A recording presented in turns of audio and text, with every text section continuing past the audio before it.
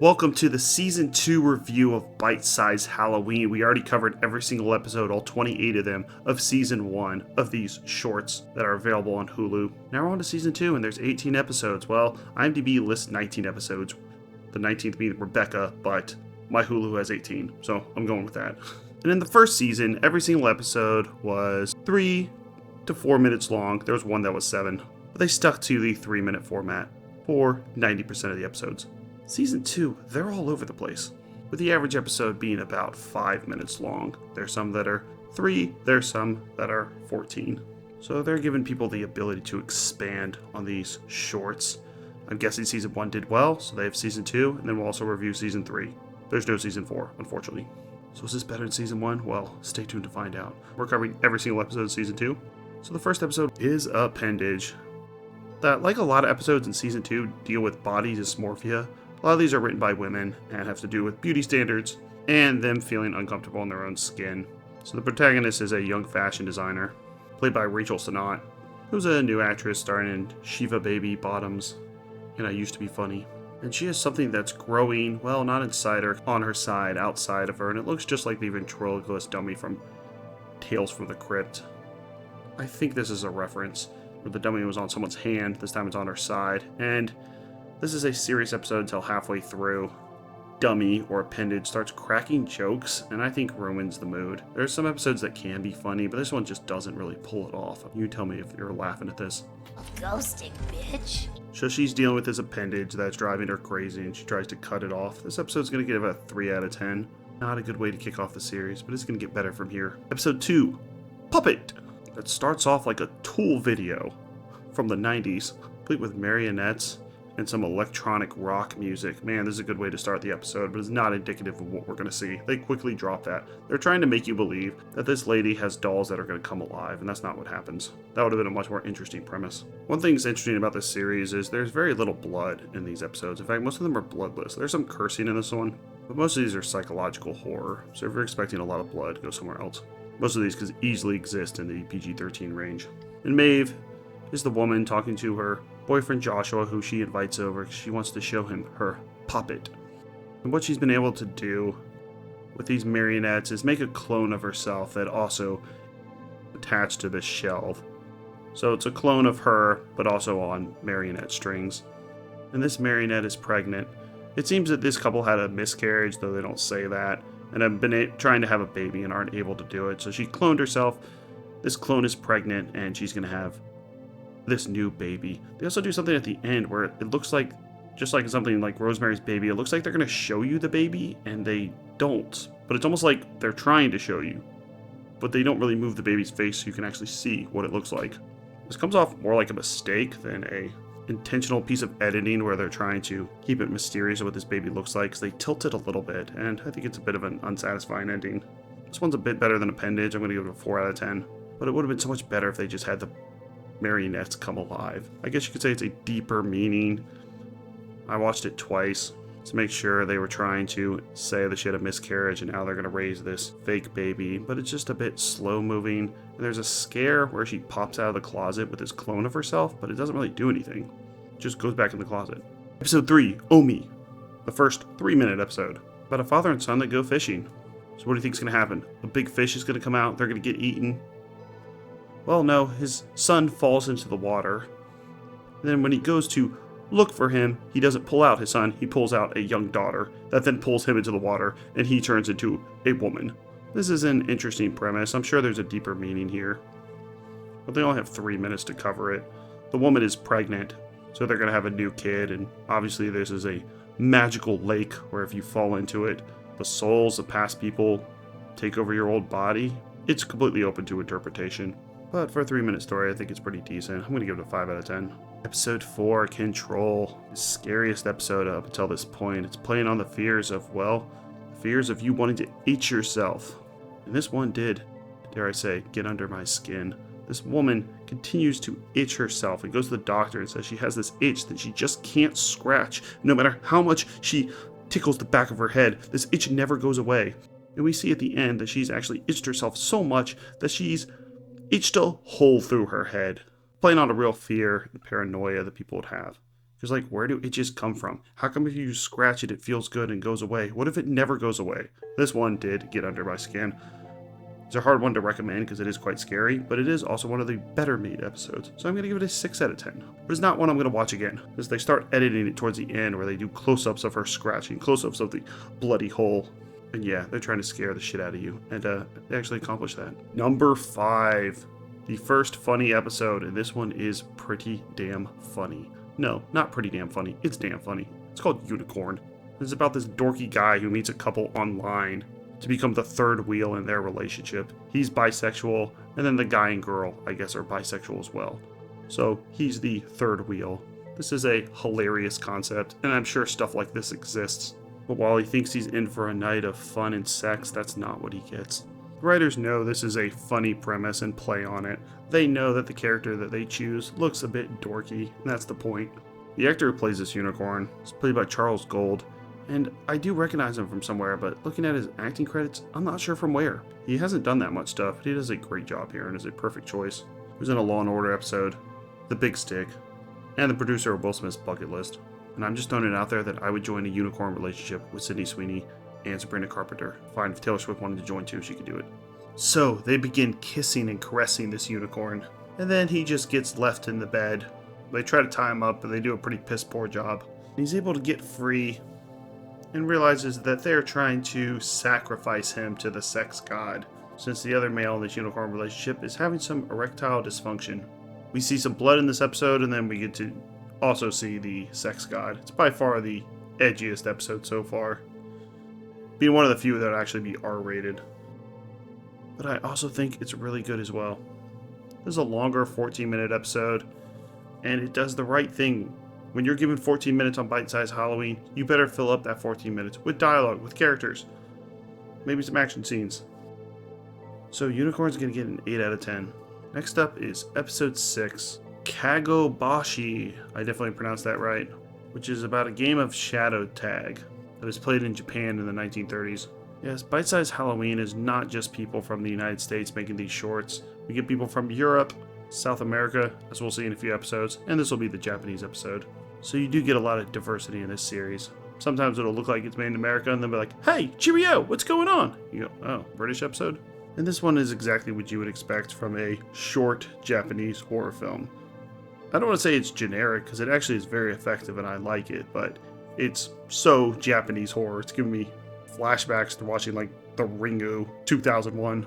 It's a shadow demon where if you step on his shadow, you can't get rid of him, but if he steps on your shadow, he can kill you. So we have this song and dance between the shadow demon and the little girl and her father. It's quite effective. I like it. 6 out of 10. And it's definitely scary and creepy and has a little girl with black hair who stares dead into the camera. Episode 7, Occupational Hazard, which apparently is a top-rated episode on IMDb. Though if we see here, not many people are really rating these episodes. I wouldn't read too much into the IMDb ratings. This one's only rated by 78 people, and most of them are rated by only 30 people. But it still confused me because I don't understand why this episode is rated at a 6.7, because I think it's pretty poor. Girl Diana is working in a West Virginia coal mine, and we see this terrible special effect of this mysterious gas, this green mist that's surrounding the mine, and then she goes back into her house. And we see how the after effects of working in this coal mine end up affecting her. The effects are really bad. Looks like something out of an original sci-fi movie from the 90s. But it's also not that enjoyable. This mist begins to spread around town, and looking like something out of a Goosebumps episode, she begins having green slime come out of her body and surround this bathtub that she's in. I don't know if this is trying to make a commentary on coal mines, but it's just kind of silly. I'm going to give it a 3 out of 10. Episode 8, Daughters of Witches, one that is very obviously shot in Mexico. It's not shot in El Paso, Texas, and they're pretending like it's Mexico. This one's actually shot in Mexico. And the locale and switch of scenery makes it worth watching, since we haven't got any Mexican episodes so far. I'm a sucker for anything that has witches in it.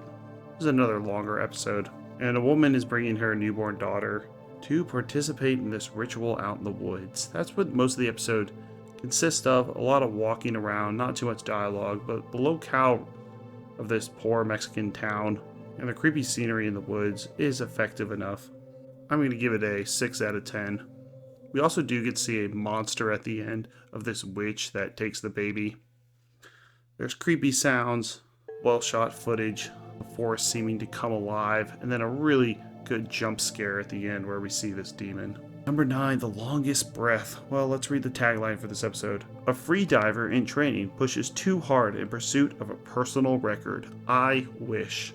I'll rewrite that. A 2-minute episode where a person swims laps in a pool. That's it.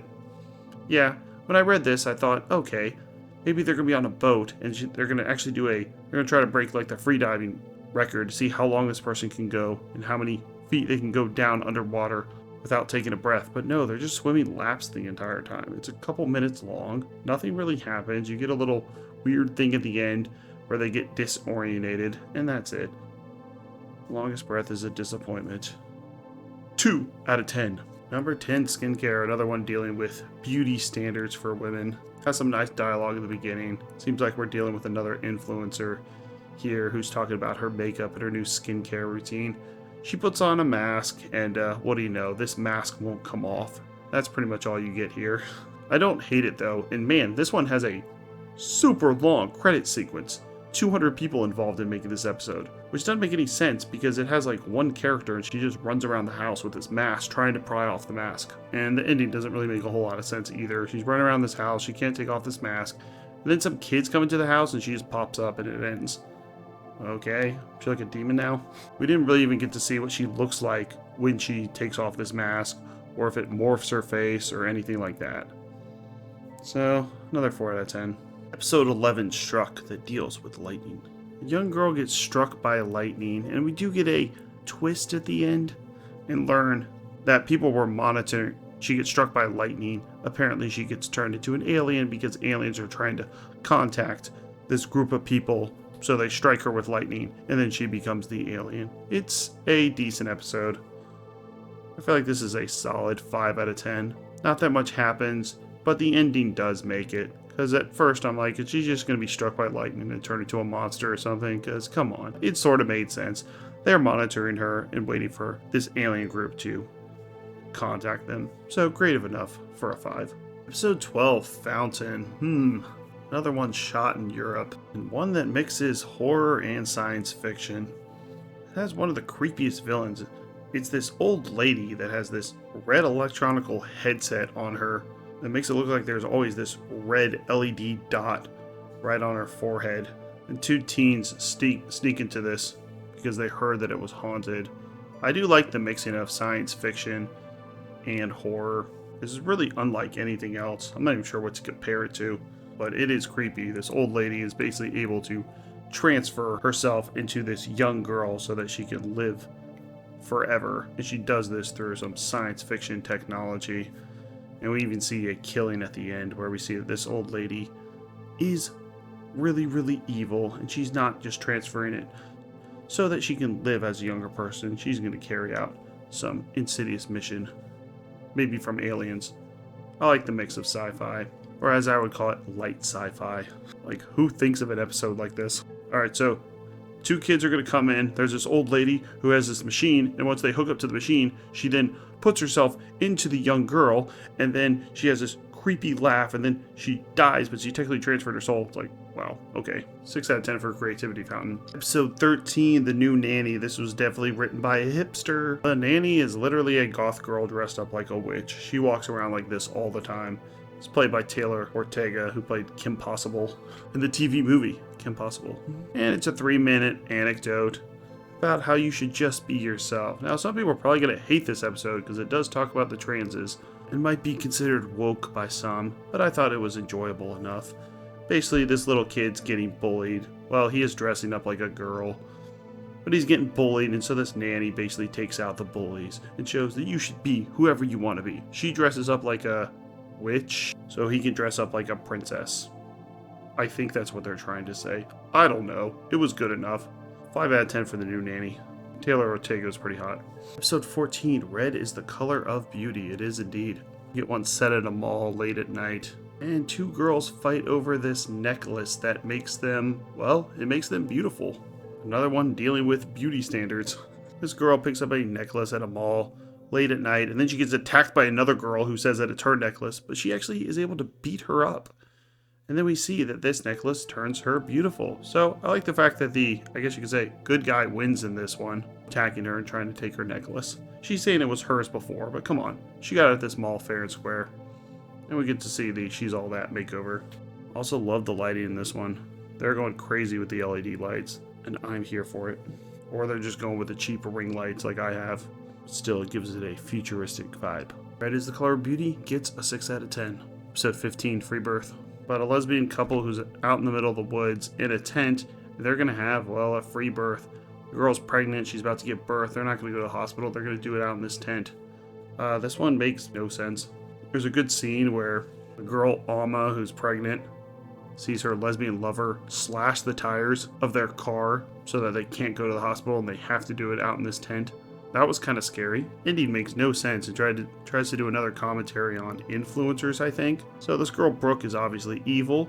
For some reason, she doesn't want her to go to a hospital. And Alma initially agreed to this, but later changed her mind. And then there's a chase through the woods, and then they come upon this influencer tent, and they play it off for laughs. Maybe they thought they had to have a more creative ending. I don't really understand what this one's trying to say. I don't feel like they know what they're trying to say either. Like, was this all set up by the influencers? Why is Brooke all of a sudden just fighting her lover? I don't know. Free Birth, say 4 out of 10. Episode 16, Bear Girl. 3-minute episode where a girl just says she's a bear 200 times. This is another top rated one. Once again, it only has 41 votes. So can it really be trusted?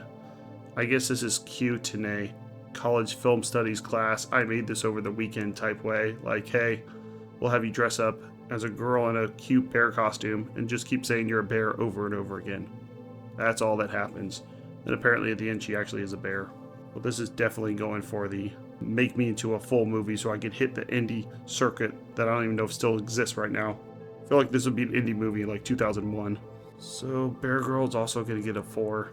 It's kind of cute at first, but it doesn't really go anywhere. It's implied she kills the guy at the end, but she's obviously not a bear. Alright, we're on to a good one that I like a lot. Episode 17. You have to say this one right. Witch Please. Talking about, of course, beauty standards again. What do you think we're going to be talking about? Girl sees her favorite influencer, and she's talking about this special beauty shake that she has. And a few of her fans, if they contact her right away, will be able to get this special shake. So she does contact the influencer, and she gets this shake, but there's a catch. Of course there is. She has to take this shake at the same time every day, and she will become beautiful. She's a homely looking girl, and she has this date with this hot hunk. So she starts taking the shake, and what do you know? She turns beautiful. Nice hair, clean face, large breasts, and this guy's into it. But of course, she forgets to take the shake because he stays over and gives her some nice lovin'. And we see her revert back to not her old self, a way worse self. This is an enjoyable episode. It's going to give it a 7 out of 10. I especially love this sequence they do when she's making the shake. They have it rerun the same way every time, but it's so funny the way they edit it. She makes the shake the same every single time. Well, we're at episode 18. This is the last one for season 2. It's called Uprooted. And I don't know if this is supposed to be a Skittles commercial or a plant commercial. I do wonder in these shorts, when they feature Skittles so much, like in this one, do they actually have to pay Skittles for the product placement? Or does Skittles pay them for the product placement? Does Skittles even care about this series? Who knows, but they show Skittles a lot. There's other ones like in Bear Girl where they're eating Snickers all the time, and they make it super obvious. So, come on, that has to be product placement, right? But anyways, a plant comes alive and then kills a girl. That's it. Uprooted's not that great. 3 out of 10. Well, that's the all the episodes of season 2. Is it better than season 1? I actually think it's a little worse than season 1. While it gave them the ability to stretch it out to 14 minutes, and some like Unicorn were absolutely hilarious and needed 14 minutes, I just feel like the quality of the episodes weren't quite as good. So we'll see where season 3 is when we cover that in a month or so. And also check out our playlist for the other series that we're currently covering. We're doing Black Mirror, Mystery Science Theater 3000, Are You Afraid of the Dark, Twilight Zone, and we finished Monsters, Fear Itself, Cowboy Bebop, Pet Shop of Horrors. Thank you.